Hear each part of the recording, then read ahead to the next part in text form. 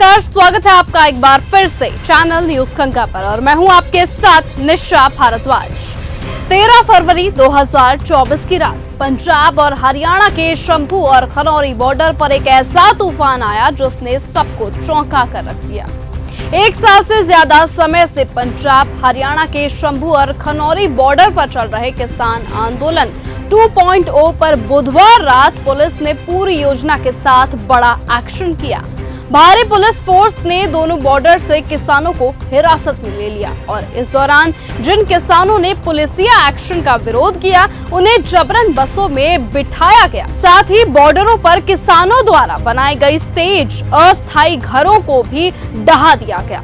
किसानों की ट्रैक्टर ट्रॉलियों को भी बॉर्डर से हटा दिया गया। शंभू और खनौरी मोर्चे से महिलाओं को वाहनों से उनके घर के लिए रवाना कर दिया गया। कई किसान खुद ही मोर्चे से घरों के लिए निकल गए तो क्रेन और जेसीबी से किसानों के पक्के कब्जे तोड़े जा रहे हैं। अब आपको बताएं कि बृहस्पतिवार से राजमार्ग भी शुरू हो जाएगा। अचानक पंजाब पुलिस ने बड़े कदम उठाए और किसानों के धरना स्थल पर बुलडोजर की गड़गड़ाहट सुनाई थी। एक बार फिर से बॉर्डर का माहौल सर्द हो गया है और अब शंभू खनौरी बॉर्डर की जमीन पर संघर्ष का नया अध्याय शुरू हो गया है। पिछले एक साल से ये धरना लगातार जारी था और पंजाब सरकार व पुलिस की हिचकिचाहट अब खत्म हो चुकी थी। पुलिस ने किसानों के टेंटों और मंचों को बुलडोजर से ध्वस्त कर दिया और रास्ते को पूरी तरह से साफ कर दिया। हरियाणा की तरफ से भी बॉर्डर खोलने का सिलसिला शुरू हो गया और क्रेन के जरिए स्थायी चौकियां भी तोड़ी गई हैं। ये सब तब हुआ जब पुलिस और किसानों के बीच एक जबरदस्त झड़प हुई जिसकी तस्वीरें दिल दहला देने वाली थी। इस संघर्ष ने एक गंभीर मोड़ लिया। प्रशासन ने संगरूर और पटियाला में इंटरनेट सेवाएं बंद कर दी और खनौरी सीमा पर 700 किसानों को हिरासत में ले लिया तो वहीं शंभू सीमा पर 300 से ज्यादा किसान मौजूद थे। दोनों जगहों पर हालात काबू करने के लिए 3000 पुलिस कर्मियों को तैनात किया गया था। किसान आंदोलन के मुखिया जगजीत सिंह डल्लेवाल और सरवन सिंह पढ़ेर को मोहाली में गिरफ्तार कर लिया गया। शंभू पर प्रदर्शनकारी और ज्यादा जोश में थे और उन्होंने पुलिस के खिलाफ नारेबाजी करते हुए पंजाब सरकार को घेर लिया तो वहीं पुलिस ने ड्यूटी मजिस्ट्रेट की मौजूदगी में किसानों को चेतावनी दी और बॉर्डर को खाली करवाने की प्रक्रिया शुरू कर दी। हालांकि इस दौरान पुलिस को बल का प्रयोग करने की जरूरत नहीं पड़ी, लेकिन किसानों की गिरफ्तारी के बाद अब और भी किसान वहां पर जुटने लगे थे। किसान संगठनों ने अपील की कि अधिक से अधिक किसान खनौरी बॉर्डर पर एकजुट हों। गुस्से में भरे किसानों ने स्पष्ट किया कि यह संघर्ष अभी खत्म नहीं हुआ है और वो इस कार्रवाई का सख्त जवाब देंगे। अब सवाल ये है कि क्या यह संघर्ष यहीं खत्म होगा या फिर एक नया मोड़ अब इस संघर्ष के ओर पहुंचने वाला है।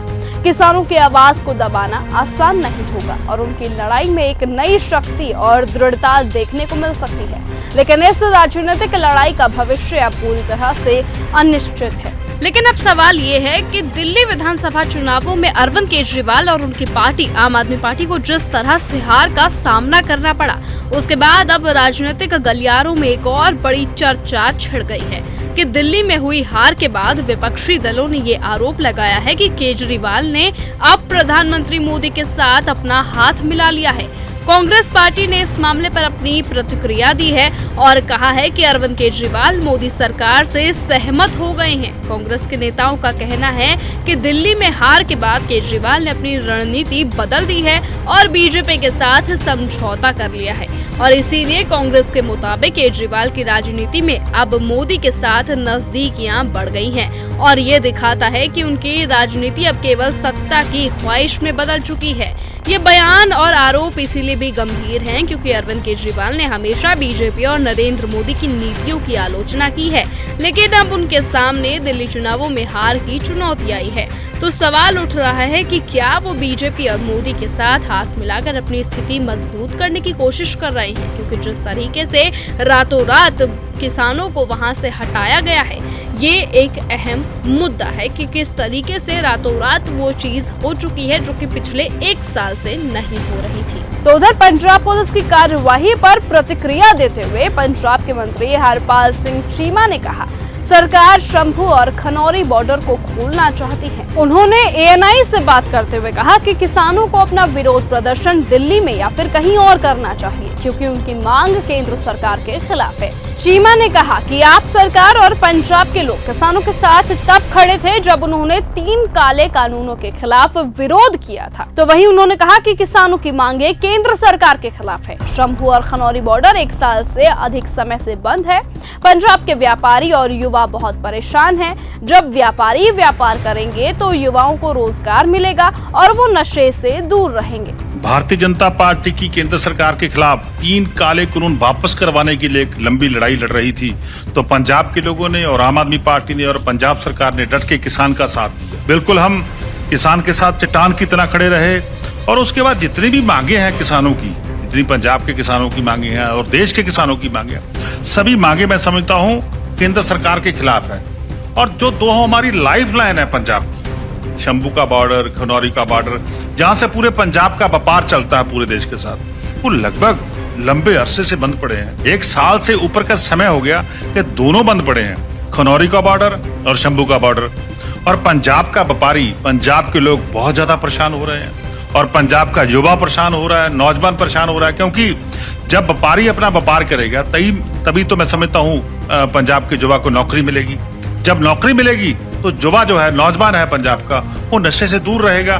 तो एक तरफ तो हम नशे के खिलाफ जंग लड़ रहे हैं, पंजाब के नौजवान को बचाने की जंग लड़ रहे हैं, और दूसरा मैं समझता हूँ हम उसके लिए रोजगार के साधन भी पैदा करेंगे। रोजगार के साधन तब पैदा होंगे पंजाब में व्यापार बढ़ेगा, उद्योग बढ़ेगा। तो वहीं इससे पहले किसानों की अलग अलग मांगों पर चर्चा के लिए चंडीगढ़ में किसान नेताओं और केंद्रीय प्रतिनिधि मंडल के बीच नए दौर की बैठक हुई थी।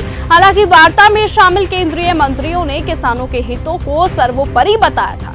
3 घंटे से ज्यादा समय तक चली बैठक के दौरान केंद्रीय कृषि मंत्री शिवराज सिंह चौहान ने कहा कि वार्ता जारी रहेगी और अगली बैठक अब 4 मई को की जाएगी। बैठक के बाद चौहान ने कहा कि बातचीत सौहार्दपूर्ण माहौल में हुई है, चर्चा सकारात्मक और रचनात्मक तरीके से हुई है, बातचीत जारी रहेगी। तो अब अगली बैठक 4 मई को होने वाली है और ये देखना बेहद ही दिलचस्प होगा कि आखिरकार 4 मई को सरकार किसानों के हित में क्या फैसला करती है। क्या किसान उनके फैसले से खुश होंगे या फिर नहीं। फिलहाल आज की इस वीडियो में इतना ही। देश और दुनिया की तमाम बाकी खबरों से जुड़े रहने के लिए आप बने रहें और देखते रहें न्यूज़ गंगा। नमस्कार। ऐसी ही खबरों को सुनने और देखने के लिए सब्सक्राइब करना बिल्कुल मत भूलिएगा चैनल न्यूज़ गंगा। खबरें अच्छी लगी तो लाइक का बटन दबाना बिल्कुल मत भूलिएगा। कमेंट बॉक्स में टाइप भी कर सकते हैं और हाँ, शेयर करना भी बिल्कुल मत भूलिएगा।